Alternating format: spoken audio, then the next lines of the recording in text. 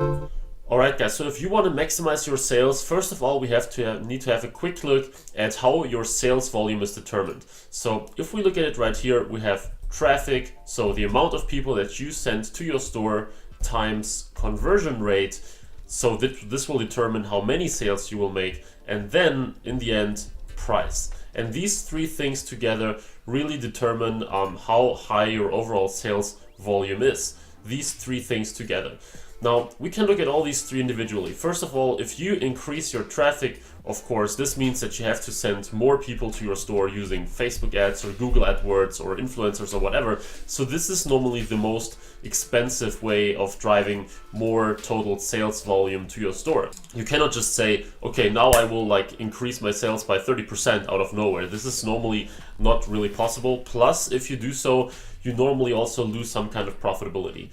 The next thing here is the conversion rate, and depending on how well your store is doing already, this can be relatively easy. Like if you have your small store that just has a conversion rate of 1%, typically you can do some relatively easy changes to get it to 2 or 2.5%. But if your store is doing quite well, like having a conversion rate of 2 to 3% already, it's quite hard to get it to 4, 5, or 6. So normally you would need a conversion rate optimization expert that is really helping your store for a longer period of time and making constant changes in optimization. So this is also nothing that you can do quickly and easily out of nowhere.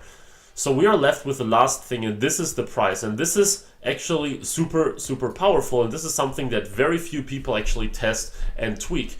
So imagine you sell a product for $10 currently and you have a conversion rate of 3%. What if you increase the product price to $20, which means double the price, and the conversion rate only goes down to 2.5%? This means that you would have slightly lower sales, but the sales that you make are now worth way, way more because the average order value basically doubled, as long as you don't have any upsells or things like that in place. So I know that most people out there are just importing products. They say, hey, I want to sell this, and this product, and I will just mark them up by 50% or 100%. But very few people actually test these product prices. They just go with the first price that comes to their heads, or they just have an automated rule for every product. But in fact, every customer that comes to your website and sees your product will have some kind of reference price in mind, at least if the product isn't super, super unusual, right?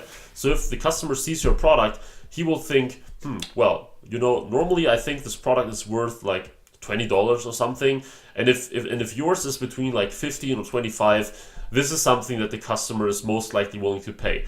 If he sees a product that is an everyday product but you charge 50 for it, probably you're not making any sales because the customer roughly knows what this product is worth in other places like Amazon or wherever. So you're always able to charge a little more or a little less, but from my experience, as long as you don't really brand your stuff, it's hard to charge way, way more than the customer thinks this product is worth. So if you don't test your prices, automatically leaving money on the table, whether this is because you could have a way, way higher conversion rate, or whether this is because you could have a higher sales price.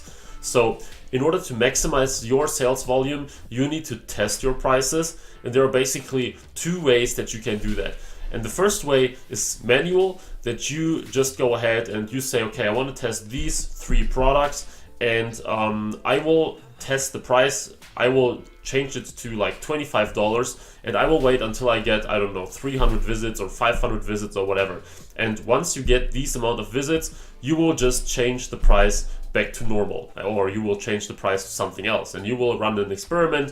Which price got more sales? Which price was better in the end? And one thing you need to keep in mind is that making a higher overall sales volume isn't necessarily the only thing you should look at. So if you get 100 sales with one price and 150 sales with another price, but your sales volume with the 100 sales is just slightly higher, probably it's better to go with the 150 sales, because this means you get 50 additional customers, 50 additional emails, 50 additional potential ways to upsell them other stuff later on. So don't only look at the sales volume. If it's just slightly higher than the sales volume of the other price point where you have more customers, probably you should stick to the one where you have more customers. But of course, if this is a very, very big difference, like you have $10,000 in sales with one and only like 4,000 with the other, then of course you should stick to the one that gives you a higher overall sales volume. The other way you can test your prices and do this automatically, which is of course a little more efficient, is by using a Shopify app, for example, like dynamic pricing from Spur IT. There are many apps that do something about the price. Not all of them are good. I tested this one here and one other, but I don't actually remember the name, unfortunately. But if you Google for like Shopify test pricing or split test pricing, you will find multiple different apps, and yeah, you basically have to find out what is the one that works best for you. With this one here, you can basically say that once you get 10 sales, the app should increase your product price by $2. Or once you get so many sales, you should reduce the price by this amount.